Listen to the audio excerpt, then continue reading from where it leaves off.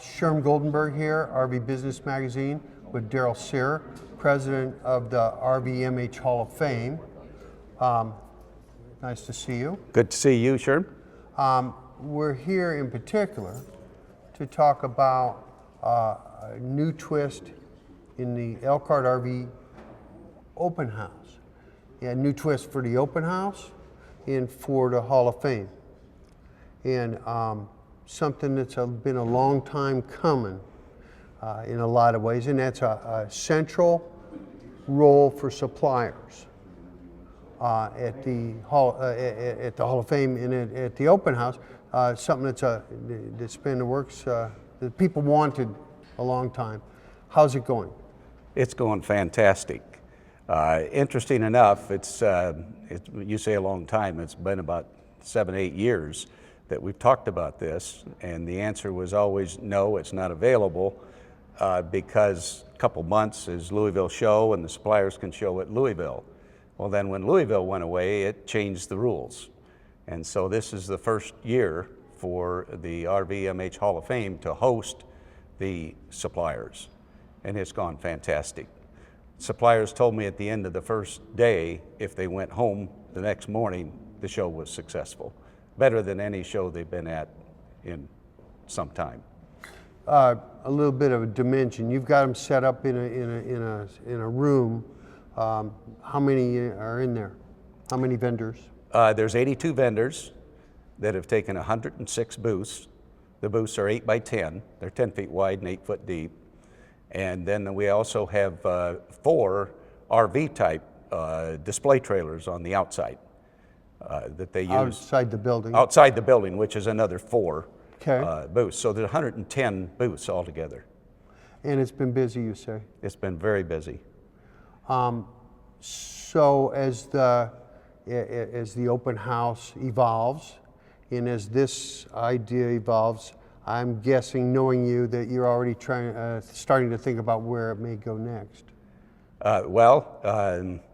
We have, I don't know if you were at the Keith Urban last night, but that 60,000 square feet that he used to put on his show is already laid out for a 60,000 square foot event center. And I only need about $4.5 million to make that happen, so we stayed debt free. I knew it. So then that relates very much to the metamorphosis of the Hall of Fame. That area you're talking about. We're talking about, you just opened just this week. There was a dedication for the Peter B. Orthwein Pavilion. Right. And the pavilion, this is also the first major event for that. That's correct. This was really the dedication in honoring Peter Orthwein.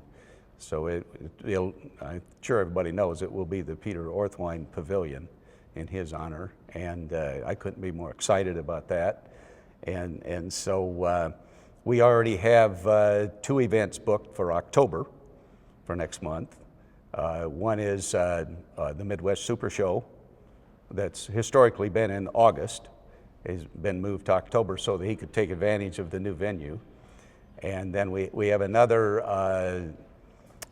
show that will be a lot of vendors. There'll be antique cars, there'll be antique RVs and so forth that'll be there. I should say vintage RVs and cars and so forth. And then a lot of just different types of vendors, inside and outside. So those two shows will add a nice cash flow for October. And long-term thinking for a lot of other events, rallies, etc. Rallies, quinceaneras, weddings, all kinds of shows. Boat shows.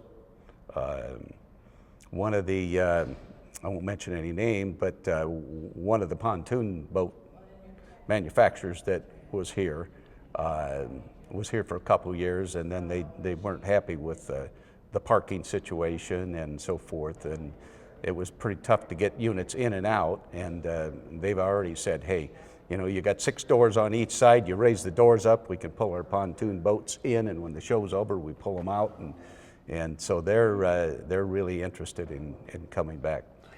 In the pavilion itself, 22,000 square feet. I'm almost done here. And the 60,000 you talk about is still more of a wish than reality. That's the next expansion mode. Right. I already have the quote on that, and that will be designed with 2 high ceilings but 2 drop-down walls that will split it into 20,000 segments.